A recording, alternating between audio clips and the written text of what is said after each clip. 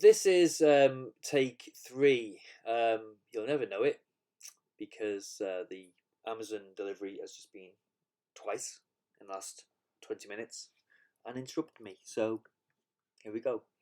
This is a. I'm gonna basically take this mark, and put it into Photoshop, make a brush, and we can paint with it, and I'll show it how we can use it in context within a piece of graphic design. Okay. And what I'll do. So I've got my artwork. I'm gonna go to image adjustments, brightness and contrast, and just pull out the black just slightly, not a lot, and take down the white, because when you're making a brush, brushes are defined by two tones, white and black. Okay, the brush mark will be the black. So if I'd have made this brush mark on the screen in white ink on black paper, I would have to invert it. Okay, and I'll show you that with a cloud tutorial in a moment. Okay, so we can make some clouds. So what I'll do, I'm going to draw a rectangle around this. Okay, and you can do it like that if you want. Okay, or you can use the lasso tool, okay, which is over here, and draw that shape. Just draw around it. But that's not bad. It's a bit close to this vertical brush mark, but it's not a problem. What I'm going to do is press Command C. That is just copying it, okay? And if I press Command N, that makes a new page. Ta-da! I'm not going to choose any of these. I'm going to keep it on what's the clipboard here, okay? And I'm going to press Create and press Command V, which is paste. And there we have it. Okay, folks, perfect. What I'm going to do is take down this white area here. Now, there are two ways we can do this. I'm going to show you this way, and it is going to Image, Adjustments, Levels. On the levels, you get these three pinnacles here. This one here on the right, if I bring this triangle to the left, it makes the paper more white and some of the grey matter as well. So you only want a little bit. There you go. Happy days. Another way of taking, I could actually save that now as a brush. I think it'd work perfect, but I'm going to show you how we can get rid of this white area as well. If this was a little bit more grey or had a bit of the texture, you can go to this tool here. It's pretty cool. Okay, it's called the dodge tool, and when I select the dodge tool, I want to select a brush, and I want a really soft brush. Okay, something like this one here. Okay, I will just put it across here. There you go. Using the brackets, whoops, on the keyboard on the right hand side, the left bracket makes it smaller, the large big. The exposure is how exposed the tone is that I'm going to use, and 26, I'm okay with that. I'm fine. If I click on highlights, that's what I want, and what it'll do, I'm just actually brushing around here. Okay, and it's actually pulling out more of the white. If I actually go across the actual picture, it doesn't affect it. It's not too bad. Okay, and you know what I'm going to do? I'm actually going to go back to my scan and show you how that actually works, just up close so you can see the paper. So you see there, if I use that tool, see, it's actually making it whiter, but not affecting the black. So that's awesome. Isn't that amazing? Okay, so if I go back to our layer, so yeah, I tend to use either the dodge tool, and you've got to go to highlights, make sure the exposure is just around the 20-30 mark, and you can just get rid of the white. Again, using the levels actually worked as well. So there's two different ways, and you know what, guys, that's our brush. I can actually make a brush now, and I'm going to do that for you. So I'm going to go to Edit, Define Brush Preset. I'm going to call it, you know what I'm going to call it? I'm going to call it Stanley, and you'll see why in a minute. Stanley. What we're going to do, I'm going to use that brush on a piece of artwork. So if I just actually press Command N, which is a new page, and just choose, for instance, A4, just for now, just to show you what it does. There's my brush. Make a new layer, as you should always. I'm going to press the brush tool here, okay, and I'm going to choose my layer called Stanley. There he is there. And click once on the page. Happy days. If I go to the top toolbar, where it says the little folder with the brush on, click on it, and you can actually start to play with all these presets. Okay, so you got things like jitter and so forth, and size of the brush as well. So if I go to this one here, jitter, it puts spaces.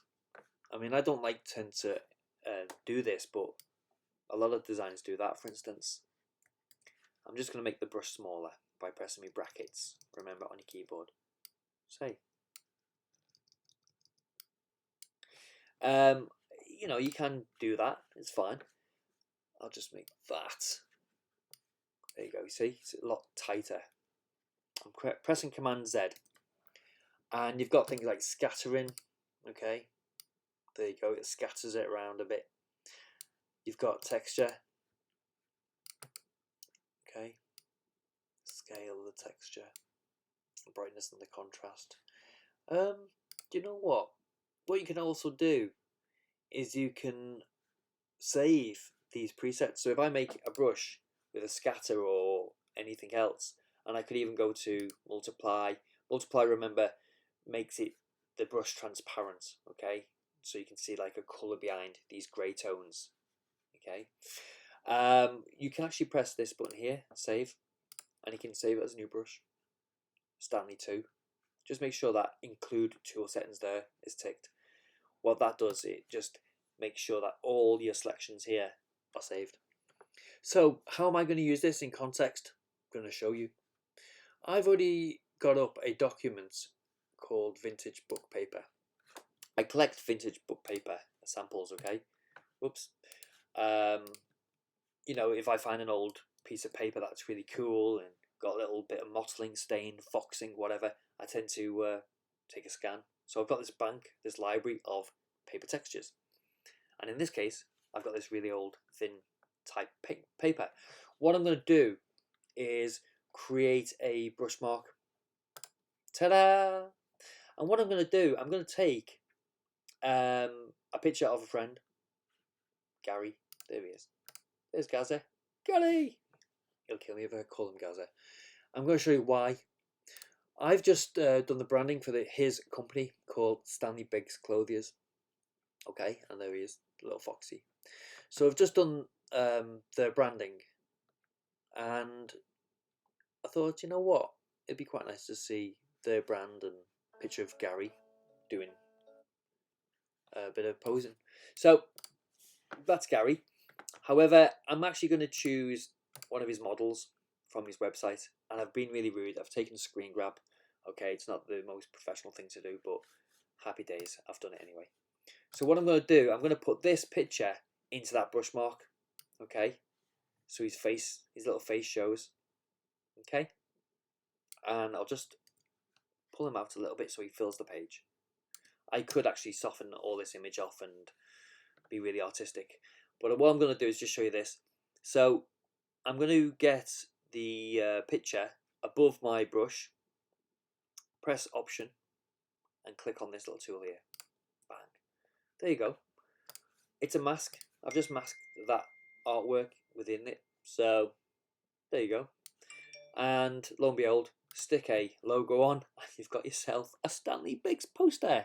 This has not been sanctioned by Gary or Stanley Biggs, the company. So it's just me having a little play with someone else's brand, but I'm sure you won't mind. The reason why I've done this is because I've just made a video, and it's on my channel. I might put it on my channel actually.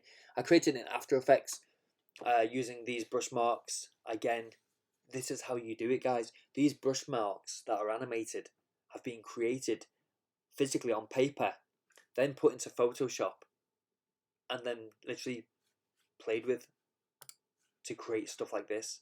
You then animate it in the After Effects. One other thing, the reason why that's blue is because it's a duotone picture, and I'll show you what a duotone is. Look at them two idiots. This is me and R. Philip, my brother. I'm just going to press Command Z and undo what I've just done. A duotone is when you take tones, preset tones, and put them on any photograph, okay, to suit the project. In this case, this is me and Philip doing a bit of a daft photo shoot recently, well, a couple of years back. And what you do is you have to go to Image, Mode, and Grayscale. The picture has to be a grayscale to do this. You then go to Image Mode, and there it is, duotone. It wasn't there before. And with it, you can choose a monotone, so it's just one color, and you've got to call it whatever color you choose it. So that one's like a purple. This one is a duotone. I'm going to choose. I chose pink a second ago because I thought that was quite cool. Okay, and what you do is you type in pink, and you press OK. Now that's saved. I could actually use that duotone on any artwork, including this. Just gotta make sure it's grayscale first, and then you go to Image, Mode, duotone, and there they are. So you see, you can actually create the same tone on multiple pictures that might be exposed at the start around the same kind of exposure. You've got to make sure that the exposure is just slightly the same to get the same effect. But guys, look, that's me going on a digressing, convergent, expressionistic conversation. So that's just literally creating this. There's lots of other ways we can work with a cloud. Okay, I'm going to show you how to make a cloud texture. I have one here on my desktop. I'm just going to open it in Photoshop on its own layer. I got it off the internet. Your artwork is only as good as the resolution. And the resolution on this picture, if I go to Image and go to Image Size, I can see that 72 dpi and it's centimeters, it's 35 by 19. It's a megabyte. It was probably about 1,000 pixels off the internet. For this exercise, it's not too bad because clouds, I'm only doing a small picture. Okay, the greater the resolution, the more detail, but also more memory it takes up on your machine. So guys, what I want to do is make this into a brush. Okay, I'm just going to unlock the layer by clicking on it and just pressing OK. That's the way I do it. Okay, I need this as a black and white image to do anything with it. Okay, Image, Mode. You can either go to Grayscale, but in this case, I'm actually going to go to Desaturate. There it is. So it's Image, Adjustments, Desaturate. Happy days. Now, as we said before, brushes are only defined by black or white, and in this case it's black. Brushes tend to be black. Okay, and so you have to invert this. You have to invert this image. You can press Command I or go to let's see, Image, Adjustments, and Invert. There it is, Command I. Happy days. I'm gonna now go to Image, Adjustments, Brightness and Contrast, and I'm gonna try and pull that white background backwards. There you go. You can also remember, guys, use the dodge tool. The dodge tool is always there. It's your friend. Press a soft brush. Okay. And what I'm going to do is, let's see, highlights. It's on 26. See how big this brush is. Okay. Get me brush tool. There you go. If I make it slightly bigger, see the, oh, there you go. You see the grey paper. That's it. Oh, perfect. See, the highlight tool is so cool. I'm not going to go right across to this image because I don't want to ruin it. It might start to take away certain little elements. I mean, there you go. It's made that white area in the middle more transparent. Happy days. Guys, that is now a cloud. Okay, it's a brush tool. It's a cloud. How cool is that? I'm actually now going to go to Edit, Define Brush Set, and we're just going to call it Andy's Cloud 9. Why not?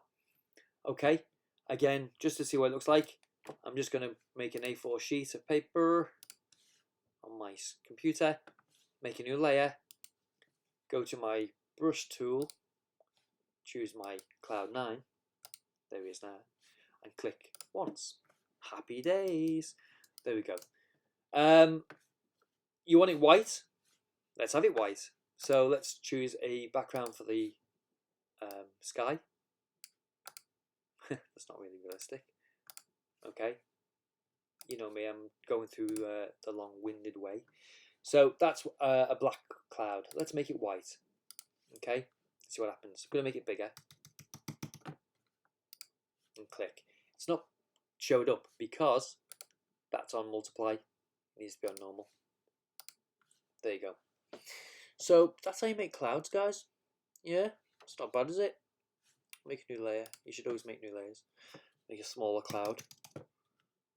Okay, there you go. Cloud 9. And that's how you make clouds. Yeah, happy days. I will upload this for you and enjoy yourself. Catch you later.